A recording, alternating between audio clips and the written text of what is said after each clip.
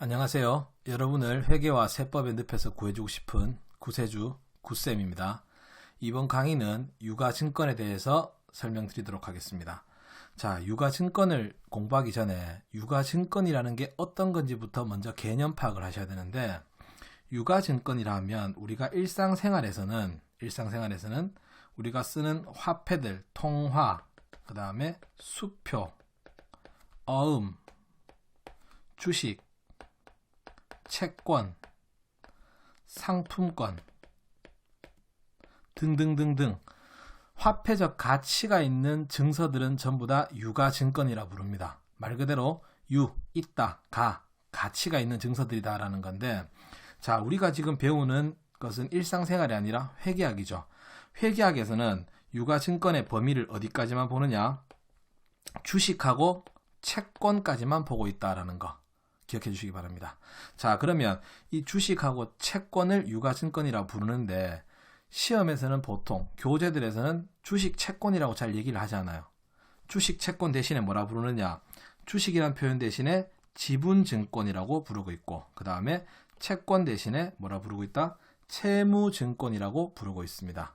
자, 주식이라는 건 어떤 기업에 내가 투자를 했고, 그래서 그 기업에 대한 지분율이 얼마만큼 있다는 걸 나타내주는 증서기 때문에 우리가 주식을 지분증권이라 부르는 것이고요. 그 다음에 채권 같은 경우는 돈 빌려준 겁니다. 그래서 빚졌는 증서다라고 해서 우리가 채무증권이라고 부르고 있다라는 거 알아두시고요. 그럼 앞으로 지분증권이라는 표현이 나오면 주식, 그 다음에 채무증권이라는 표현이 나오면 채권이라는 걸 기억해 주시기 바랍니다.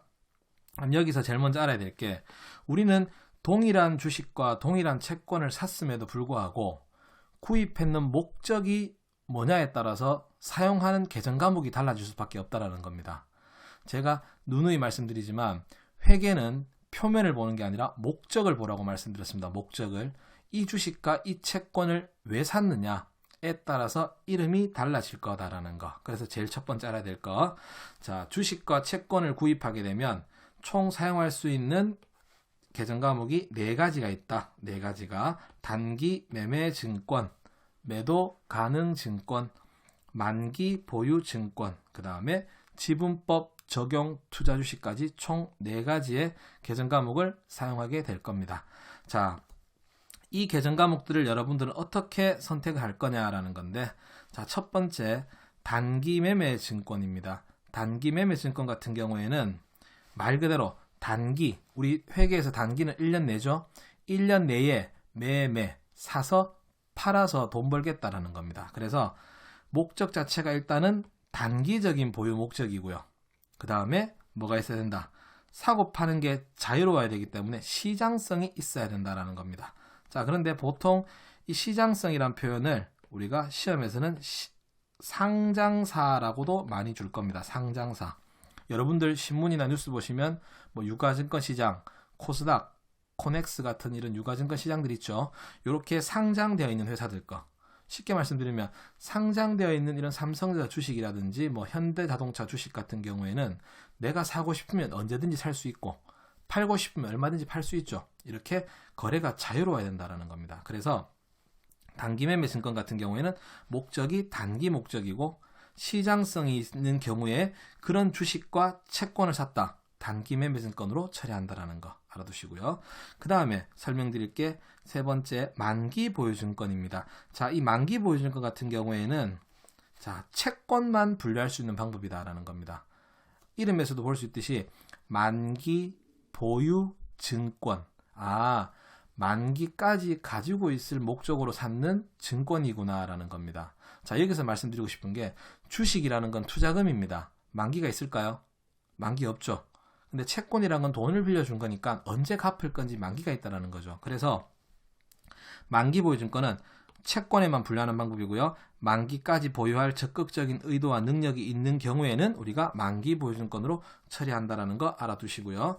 그 다음에 하나 더, 지분법 적용 투자 주식이라는 게 있습니다. 지분법 적용 투자 주식. 얘는 주식에만 분류하는 방법이다라는 거. 지분법. 이 회사 지분을 얼마만큼 가지고 있느냐 여부를 가지고 판단하는 방법이기 때문에 얘는 지분법 적용 투자 주식이라고 부르고, 자, 얘를 분류하는 거는 피투자 회사에 어떤 중대한 영향력을 행사할 목적으로 구입한 주식일 때 지분법 적용 투자 주식이라고 쓴다라는 겁니다. 보통 여기서 중대한 영향력을 행사한다라는 게 어떤 관계 회사라든지 또는 지분율이 20%를 넘어갈 때 이때 우리가 지분법 적용 투자 주식이라고 분류를 하고 있다는 겁니다. 근데 제가 여기서 말씀을 드리고 싶은 거는 우리가 학습하는 과정에서는 고급 과정이 아닌 이상은 지분법 적용 투자 주식이 시험에 나올 일은 없을 거예요. 그래서 여러분들은 계정 과목에 그냥 지분법 적용 투자 주식이 있다라는 것만 알고 계시고 이 계정 과목을 사용할 일은 거의 없으실 겁니다. 자, 그 다음 마지막으로 남았는 계정 과목이 매도 가능 증권이 있죠. 자, 매도 가능 증권은 제가 다르게 설명 안 드렸습니다. 지금 단기 매매 증권과 만기 보유 증권, 지분법 적용 투자 주식을 설명을 드렸고요. 그 어디에도 분류할 수 없는 것들을 우리는 뭐라고 분류한다? 매도 가능 증권이라고 분류한다라는 겁니다. 그래서 여러분이 수업에 가장 많이 쓰실 거는 일단은 기초 과정에서는 단기 매매 증권을 가장 많이 쓰실 거고요. 그 다음에 조금 더 급수를 올라가시게 된다면 매도 가능 증권도 간혹 나올 겁니다. 만기 보유 증권하고도요. 그래서 이 이름 네 가지가 있다라는 거 정도는 알고 계셔야 될 겁니다. 단기 매매 증권, 매도 가능 증권, 만기 보유 증권, 지분법 적용 투자 주식이 있다라는 거. 특히 단기 매매 증권과 매도 가능 증권은 주식과 채권을 모두 분류할 수 있는 계정 과목이다라는 걸 기억해 주시고요. 자, 그러면 이렇게 분류를 하는데 이런 주식이나 채권을 거래를 하게 되면 거래 비용이 들어갑니다.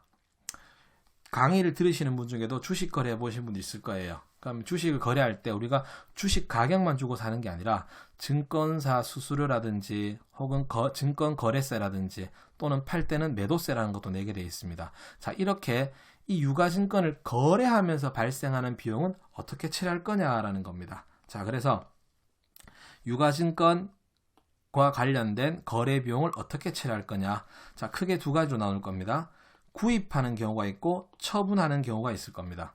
내가 이 유가증권, 주식과 채권을 구입하는 과정에서 발생했는 수수료가 있을 거고 그 다음에 이 유가증권을 가지고 있다가 팔았을 때 발생하는 수수료가 있을 겁니다. 자, 이 수수료, 거래 비용을 어떻게 처리할 거냐라는 건데요.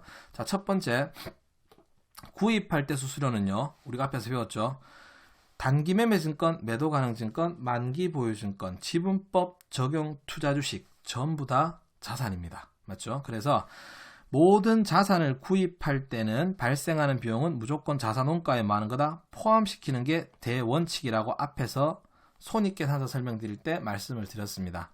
맞죠? 그래서 원래 원칙은 자산을 구입할 때 발생하는 비용이니까 당연하게 자산 원가에 포함한다라는 거. 요거는 대원칙이니까 꼭 기억하고 계시고요.